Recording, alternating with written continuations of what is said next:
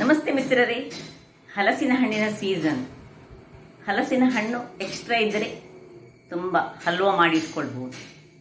ಹಾಗಾದರೆ ಇವತ್ತು ನಾನು ಹಲಸಿನ ಹಣ್ಣನ್ನು ಬಳಸಿ ಒಂದು ರುಚಿಕರವಾದ ಸುಲಭ ರೀತಿಯಲ್ಲಿ ಆಗುವಂತಹ ಆರೋಗ್ಯದಾಯಕವಾದ ಹಲ್ವವನ್ನು ಮಾಡಿದ್ದೇನೆ. ಇದನ್ನು ಹೆಚ್ಚು ಕಟ್ ಮಾಡಿ ಪೀಸ್ ಮಾಡಲಿಕ್ಕೆ ಹೆಚ್ಚು ಆಗುವುದಿಲ್ಲ, ಬಟ್ ನಾವು ಹೇಗೆ ಕಾಶಿ ಹಲ್ವವನ್ನು ತಿಂತೇವೆ ಅದೇ ರೀತಿಯಲ್ಲಿ ನಾವು ತಿನ್ಬಹುದು. ಅಥವಾ ಡೀಪ್ ಫ್ರೀಸ್ನೊಳಗೆ ಇಟ್ಟುಕೊಂಡು ಸ್ವಲ್ಪ ಹೊತ್ತು ಮಾಡಿ ಕಟ್ ಮಾಡಲಿಕ್ಕೆ ಸಹ ಆಗ್ತದೆ.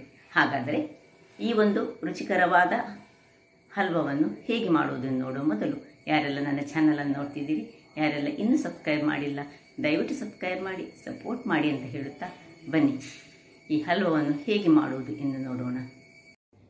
ವೀಕ್ಷಕರೇ, ಇಲ್ಲಿ ನೋಡಿ, ಇವತ್ತು ಹಲಸಿನ ಹಣ್ಣಿನಿಂದ ಒಂದು ಹಲ್ವ ಮಾಡುವ. ಬಹಳ ರುಚಿಕರವಾಗಿ ಬರ್ತದೆ. ಹಲಸಿನ ಹಣ್ಣಿನ ಸೀಸನಲ್ಲಿ ಹಲಸಿನ ಹಣ್ಣಿನ ಹಲ್ವ ಮಾಡಿದರೆ ಬಹಳ ಉತ್ತಮ ಅಂತ ನನ್ನ ಭಾವನೆ.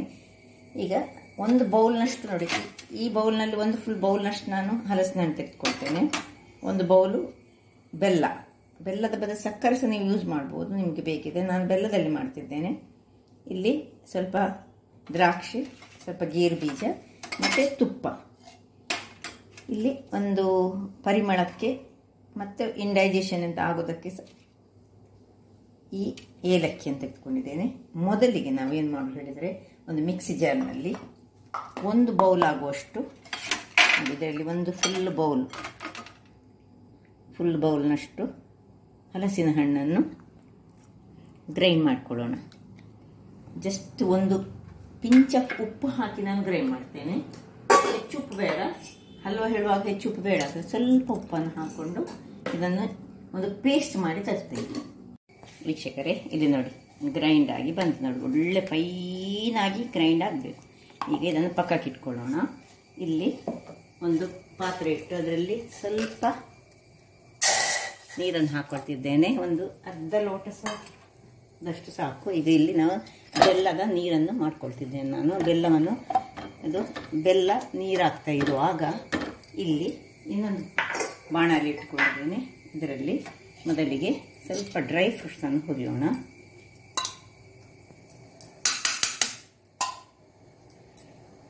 ತುಪ್ಪ ಹಾಕೊಂಡಿದ್ದೇನೆ. ತುಪ್ಪದಲ್ಲಿ ಮೊದಲಿಗೆ ಗೇರು ಬೀಜ ಕಾಯಿಸ್ಕೊಳ್ಳೋಣ.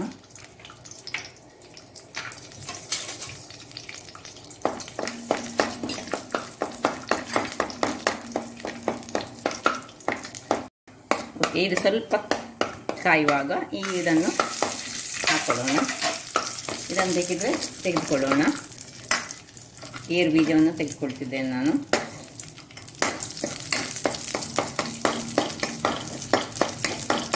ದ್ರಾಕ್ಷಿಕ ಕಾಯ್ತಾ ಬಂತು ನೋಡಿ.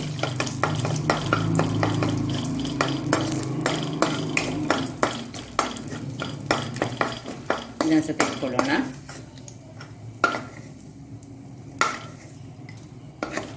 ಇನ್ನು ಇದೇ ಒಂದು ತುಪ್ಪಕ್ಕೆ ನಾವು ಒಂದು ಚಮಚದಷ್ಟು ತುಪ್ಪವನ್ನು ಹಾಕೊಂಡು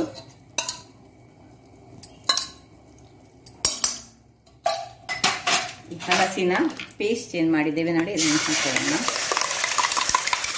ಅದಕ್ಕೆ ತುಂಬ ತುಪ್ಪ ಸಹ ಬೇಕಂತ ಏನಿಲ್ಲ.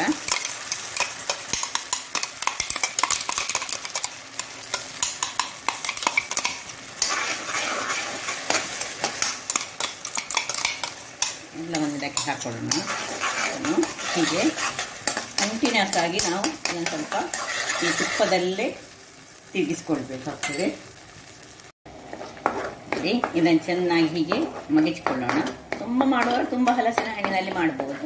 ನಾನೊಂದು ಜಸ್ಟ್ ನಿಮಗೆ ಹೀಗೆ ಮಾಡುವಂಥ ಹಲಸಿನ ಹಣ್ಣು ತುಂಬ ಇದ್ದರೆ ವೇಸ್ಟ್ ಆಗುವಾಗ ನಾವು ಇಂಥ ಹಲ್ವಗಳನ್ನು ಮಾಡಿಟ್ಟುಕೊಳ್ಬಹುದು. ನೋಡಿ, ಹೀಗೆ ಆಗ್ತಾ ಇರುವಾಗ ಇನ್ನೊಂದು ಚಮಚದಷ್ಟು ತುಪ್ಪವನ್ನು ಹಾಕೊಳ್ಳೋಣ.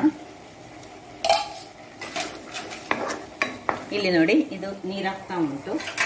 ಜಸ್ಟ್ ಇದೇನು ಪಾಕ ಬರೋದು ಬೇಡ, ಜಸ್ಟ್ ನೀರಾದರೆ ಸಾಕು ನಮಗೆ. ಬೆಲ್ಲ ನೀರಾಗಿ ಅದನ್ನು ನಾವು ಒಂದು ಸಣ್ಣ ತುಂಡು ಬಾಕಿದ್ದು ನೀರಾಗಿ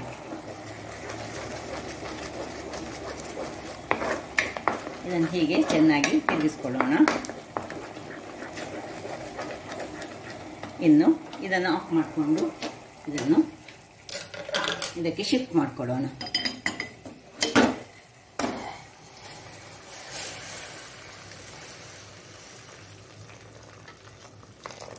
ಬೆಲ್ಲದಲ್ಲಿ ಕಸ ಎಲ್ಲ ಇದ್ದರೆ ಹೋಗ್ತದೆ.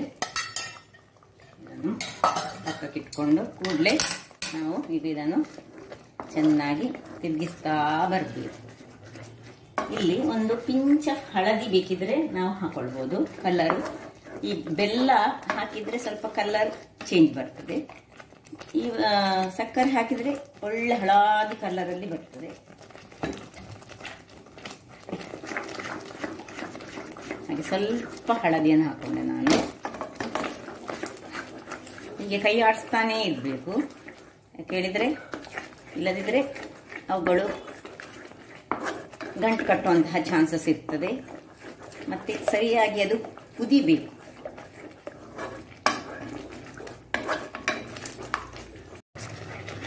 ವೀಕ್ಷಕರೇ ನೋಡಿ, ಇಷ್ಟ ಆಗ್ತಾ ಇರುವಾಗ ನೋಡಿ ಇದು ಸ್ವಲ್ಪ ಹಾರ್ತದೆ.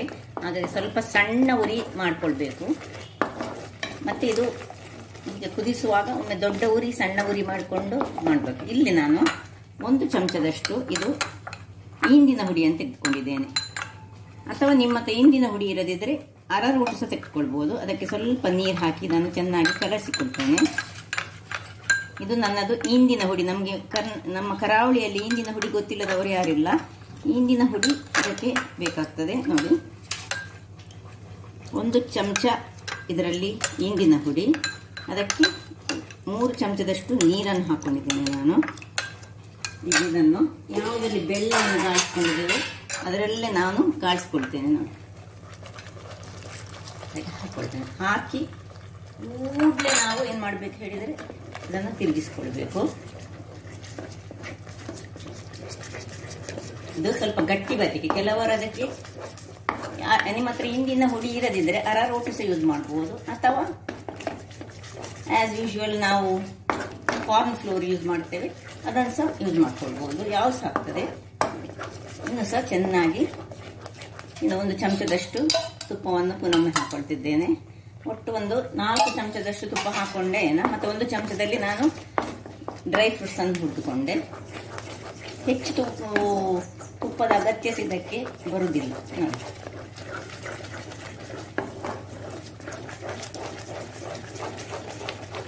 ಒಳ್ಳೆ ಹೀಗೆ ಕೈ ಆಡಿಸ್ತಾನೆ ಇರ್ಬೇಕು. ಯಾಕಂದ್ರೆ ಇಂದಿನ ಹುಡಿದ್ದು ನೀರನ್ನು ಹಾಕಿದ ಮೇಲೆ ಕೈ ಆಡಿಸ್ತಾನೆ ಇರ್ಬೇಕು. ಅಥವಾ ಕಾರ್ನ್ ಫ್ಲೋರ್ ಹಾಕೊಳ್ಬೋದು ನೀವು, ನಾವು ಹಾಕ್ತದೆ.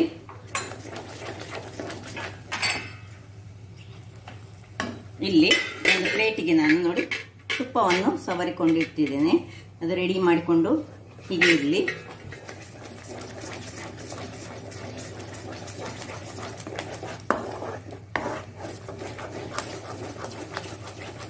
ಇಂದಿನ ಹುಡಿ ಸಹ ದೇಹಕ್ಕೆ ಬಹಳ ಒಳ್ಳೆಯದು. ಇಲ್ಲೀಗ ಇಷ್ಟ ಆಗುವಾಗ ಉರಿಯನ್ನು ಸ್ವಲ್ಪ ಸಣ್ಣದು ಮಾಡಿಕೊಂಡು ಏಲಕ್ಕಿಯ ನಿಮ್ಮ ಹತ್ರ ಪುಡಿ ಇದ್ದರೆ ಪುಡಿಯನ್ನು ಹಾಕೊಳ್ಳಿ. ಅಥವಾ ಪುಡಿ ಇರದಿದ್ದರೆ ಹೀಗೆ ಏಲಕ್ಕಿಯನ್ನು ಪೌಡರ್ ಮಾಡಿಕೊಂಡು, ಆ್ಯಕ್ಚುಲಿ ಏಲಕ್ಕಿಯನ್ನು ಹೀಗೆ ಪೌಡರ್ ಮಾಡಿಕೊಂಡು ಹಾಕೊಂಡ್ರೆ ಬಹಳ ಒಳ್ಳೆಯದು. ಅಥವಾ ಅದರದ್ದು ಇದನ್ನು ಹಾಕೊಂಡ್ರೆ ಸಹ ಬಹಳ ಉತ್ತಮ. ಪೌಡರ್ ಮಾಡಿದಂತಹದ್ದು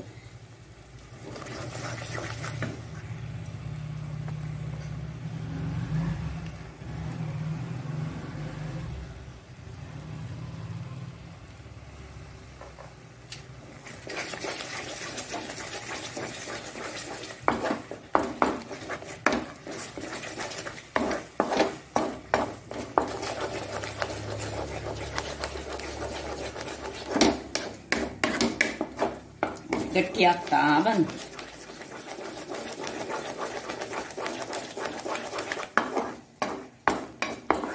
ಇದನ್ನು ನೀವು ಹೀಗೆ ಸಹ ತಟ್ಟೆಯಲ್ಲಿ ಹಾಕೊಂಡು ಸಹ ತಿನ್ಬಹುದು. ಅಥವಾ ಸ್ವಲ್ಪ ತಟ್ಟೆ ಸವರಿದ ತುಪ್ಪ ಸವರಿದ ತಟ್ಟೆಯಲ್ಲಿ ಹಾಕಿ ನಾವು ಇದನ್ನು ಸ್ವಲ್ಪ ಗಾಳಿಗೆ ಬಿಟ್ಟು ಒಂದು ಗಂಟೆಯ ನಂತರ ಕಟ್ ಮಾಡಿಸಿ ತಿನ್ಬಹುದು. ಹೇಗೆ ಸಾಕ್ತದೆ, ಯಾವ ರೀತಿಯಲ್ಲಿ ಸಹ ಮಾಡಬಹುದು.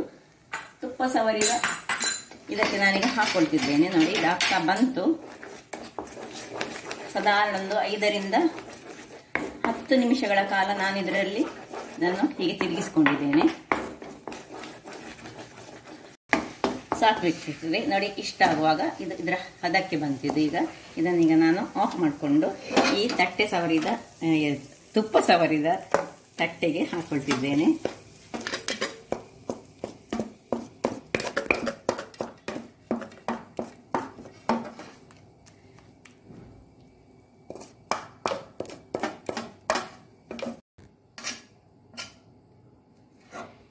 ಎಲ್ಲರಿಗೆ ಹಾಕಿಕೊಂಡು ಇನ್ನು ಇದರ ಮೇಲೆ ಈ ದ್ರಾಕ್ಷಿ ಗೋಡಂಬಿಯನ್ನು ಹೀಗೆ ಹಾಕೊಳ್ಳೋಣ. ಇನ್ನು ಸ್ವಲ್ಪ ಹೊತ್ತು ಸೆಟ್ ಆಗಲಿಕ್ಕೆ ಬಿಡುವ. ಅಥವಾ ನಾವು ಸೀದಾ ಇದನ್ನೇ ಒಂದು ತಟ್ಟೆಗಳಿಗೆ ಹಾಕೊಂಡು ಹಾಗೆ ಸಹ ತಿನ್ಬೋದು. ಯಾವ ರೀತಿಯಲ್ಲಿ ಸಹ ಆಗ್ತದೆ ನೋಡಿ. ಇದು ಸ್ವಲ್ಪ ತಟ್ಟೆಗೆ ಕಟ್ ಮಾಡಬೇಕಾದ್ರೆ ನಾವು ಒಂದು ಅರ್ಧ ಗಂಟೆ ಕಾಲ ನಾವು ಕಾಯಬೇಕಾಗ್ತದೆ. ಇದೀಗ ಅಥವಾ ಹೀಗೆ ಇದೇ ರೀತಿಯಲ್ಲಿ ಸಹ ತಿನ್ಬೋದು. ನೋಡಿದ್ರಲ್ಲ ವೀಕ್ಷಕರೇ, ಒಂದು ಸುಲಭ ವಿಧಾನದಿಂದ ಸ್ವಲ್ಪ ನಮ್ಮ ಹತ್ರ ಇದಿದ್ದರೆ ಸಾಕಾಗ್ತದೆ. ಏನು, ಹಲಸಿನ ಹಣ್ಣು, ಸ್ವಲ್ಪ ಬೆಲ್ಲ, ಒಂದು ಆರೋಗ್ಯದಾಯಕವಾದ, ಸ್ವಲ್ಪ ಮೇಲೆ ಫ್ಲ್ಯಾಟ್ ಮಾಡ್ಕೊಳ್ಳೋಣ. ಒಳ್ಳೆ ಈ ಗೋಧಿ ಹಲ್ವದ ಹಾಗೆ ಆಗ್ತದೆ. ಹಾಗಾದರೆ ನೋಡಿದ್ರಲ್ಲ ವೀಕ್ಷಕರೇ, ಯಾವ ರೀತಿಯಲ್ಲಿ ಒಂದು ಹಲಸಿನ ಹಣ್ಣಿನಿಂದ ಸಹ ರುಚಿಕರವಾದ, ನೀವು ಒಮ್ಮೆ ಮಾಡಿ ನೋಡಿ, ಅಷ್ಟು ರುಚಿಯಾಗಿ ಬರ್ತದೆ ಹಲ್ವವನ್ನು ಮಾಡ್ಬೋದು. ಇದನ್ನು ನಾವು ಕಾಶಿ ಹಲ್ವದ ಹಾಗೆ ಹೀಗೆ ಸ್ಪೂನಿನಲ್ಲಿ ಕಟ್ ಮಾಡಿಕೊಂಡು ಹೀಗೆ ಹೀಗೆ ಒಂದು ತಟ್ಟೆಯಲ್ಲಿ ಹಾಕಿ ಸಹ ತಿನ್ಬೋದು. ಅಥವಾ ಸ್ವಲ್ಪ ಹೊತ್ತು ಫ್ರಿಜ್ಜಿನೊಳಗೆ ಇಟ್ಟು ಮತ್ತೆ ಕಟ್ಟಿಂಗ್ಸ್ ಹೀಗೆ ಇದರ ನಡುವಲ್ಲಿ ಹೀಗೆ ಕಟ್ಟಿಂಗ್ಸ್ ಕೊಟ್ಟು ಹಾಗೆ ಸಹ ಮಾಡ್ಬೋದು. ಆದರೆ ಹೀಗೆ ತಿನ್ನಲಿಕ್ಕೆ ಸಹ ಬಹಳ ಉತ್ತಮ. ಹಾಗಾದರೆ ರುಚಿಕರವಾಗಿ ಬರ್ತದೆ. ತುಂಬ ಮಾಡಲಿಕ್ಕೆ ಹೋಗಬೇಡಿ. ಮಾಡುವಾಗ ಒಂದು ಹದದಲ್ಲಿ ಮಾಡಿ ನೋಡಿ, ನಿಮಗೆ ಖಂಡಿತವಾಗಿ ಇದು ಖುಷಿ ಆಗ್ತದೆ. ಹಾಗಾದರೆ ನನ್ನ ಈ ಕುಕಿಂಗ್ ಚಾನಲ್ ನಿಮಗೆ ಇಷ್ಟ ಆದರೆ ಬೋಳೂರು ಸುವರ್ಣ ಚಾನಲನ್ನು ಲೈಕ್ ಮಾಡಿ, ಶೇರ್ ಮಾಡಿ ಹಾಗೂ ಸಬ್ಸ್ಕ್ರೈಬ್ ಮಾಡಿ ಹಾಗೂ ನನ್ನ ಇನ್ಸ್ಟಾಗ್ರಾಮ್ ಪೇಜನ್ನು ಫಾಲೋ ಮಾಡಿ. ಧನ್ಯವಾದಗಳು.